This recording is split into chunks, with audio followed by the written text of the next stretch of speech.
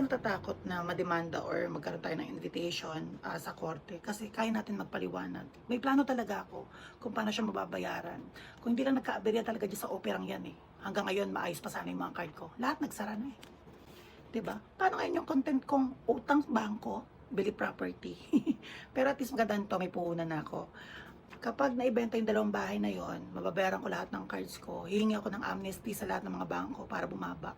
Then hindi na talaga ako mag-credit card. Tapos yung matitira doon ay pambibili ko ng another na bahay. Kailangan mapalitan yung dalawang yon. Update tayo sa nabili nating bahay na tatlo. Second to the last. No? Ito ang pang property 4, 5, and 6. So sabay-sabay natin binili yan. Yung nilaw natin na sa bangko ay pinambili natin yan. Today, dumating na ang Affidavit of Consolidation of Ownership. Ayan, tatlo siya. Tatlo. At nakanotary na din siya. So, galing tong bangko. Ito ay proseso. Kapag bumili ka ng bahay, hindi under ng pag-ibig, merong rights na makapaghabol ang dating may-ari ng mas mataas sa value ng binayad mo. Okay? So ako kasi, hinihintay kong mag-expire bago ko sa kanila sabihin. Kasi ang power ng Affidavit of Consolidation of Ownership ay wala ng power maghabol. Naka-annotate sa title, pagkabili mo ng bahay, asikasuhin mo yan. And then pag nai-apply mo, bibilang siya ng 1 taon bago mag-expire. Once mag-expire, bibigyan ka naman ng Affidavit of Consolidation galing doon sa pinagbilihan mong bangko.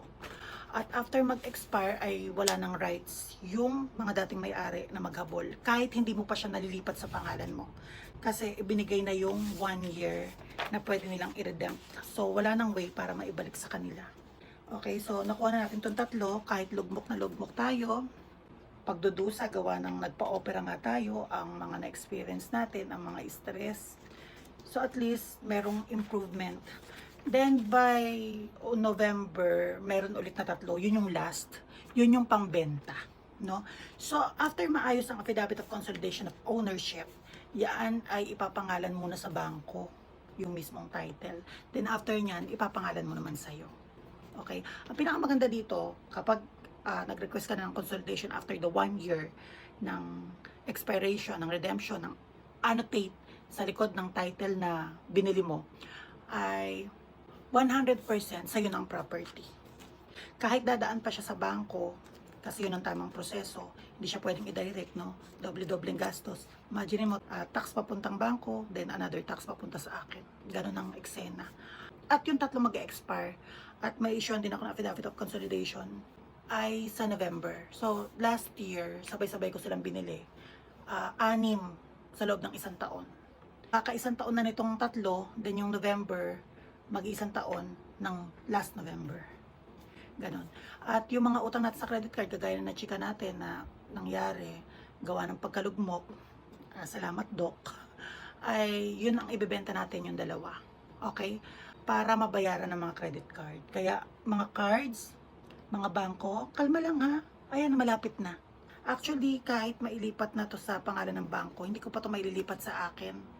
Kasi itong Affidavit of Consolidation na to, after mong makuha ito, after mag-expire ng annotate, kailangan mo ng 30 days na may babayaran kang tax. So tatlo to, medyo madugo, no? Papunta pa lang yung tax na yun doon sa bangko ha, hindi pa papunta sa akin. Then after nun, mag-i-issue na naman ng panibagong certificate of title na aayusin ko naman papunta sa akin. So ang mahawakan ko pa lang is yun nakapangalan yung bangko doon sa title, no? Bakit yung tatlong bahay by November ang pipilitin ko maayos, mailipat sa bangko, mailipat sa akin? Kasi yung tatlong bahay na yon, yung dalawa doon, nabili lang natin yan ng mga 600k ang isa. Okay? Pareha sila. Yung isa 600k, 82 square meter, may bahay na maayos. Yung isa naman ay 103 ata 108 square meter. Maayos na din, may mga gate. Maayos na talaga as in. Kaya ko siya ang napili kong ibenta dahil sobrang taas ng value. Ang value ng isang bahay na nakuha natin, kahit nakuha lang natin siya 600,000, ay umabot ng 150k. Tax pa lang yon, papuntang bangko. wala pa yung tax papunta sa akin. Yung pagkabili siya, may babayaran ka na kagad na tax, umabot kagad ng 150k. Isang tax pa lang yun ha. Marami tayong tax na pag-uusapan. 150,000, then 150,000. Yung dalawang property na yun, nakuha natin 1.2, I think 1.1 something, yung dalawang property. Then, yung tax niya ay 300k. Diba? Sobrang taas ng value. Mataas yung halaga ng lupa doon. Kaya tingin ko, mas mabibenta ko siya sa magandang halaga. Tapos babayaran ko may mga bangko na naniningil na sa atin at nag-warning, idedemanda na tayo na meron pang criminal case daw. Hindi siya lang daw sum of money, hindi lang daw siya small claims, criminal case. Okay?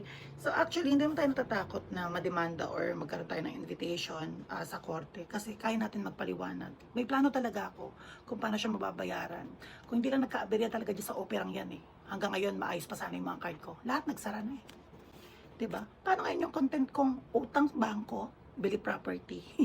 Pero at least maganda nito, may puhunan na ako.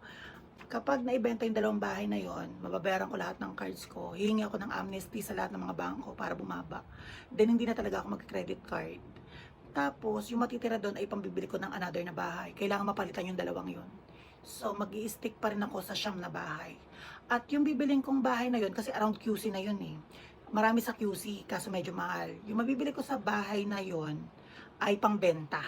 No? Since mahal ang value sa Quezon City, ibig sabihin, mas malaki ko siya mabibenta. Diba?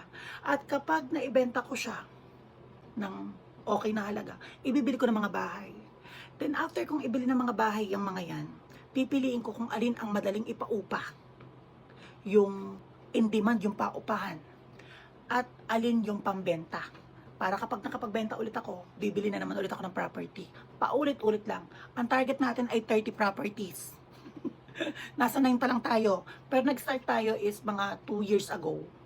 I think. 2.5, parang ganyan. Diyan tayo nag-start. Na isa pa lang yung bahay natin nun. So ngayon, 9 na yung bahay. Sana, ma-reach natin yung 30. Kahit ngayon ay kapos na tayo. At sana next year masundan. Sana po masundan. Huwag niyo akong i-stack sa 9. Tiwala lang. So ganun nangyayari dyan, no? Bibili ng mura, ibibenta ng depende sa value, depende sa appraisal mo sa sarili mo kung magkano may ibibenta. And then, bili ulit. Tira ang dapat ipaupa, ibenta ang dapat ibenta, bili ulit. No? May pinaplano kung in the future, kapag nagkaroon tayo ng mga pambenta na sabay-sabay, kunyari 6, tapos na ibenta mo siya ng tag 3M. So, meron kang 18K. Sabihin natin 15 lang. Doon malaki yung chance na hindi lang siya pangarap na magkaroon ako ng private pool resort. Yan ang pinaka-target kong negosyo talaga sa lahat.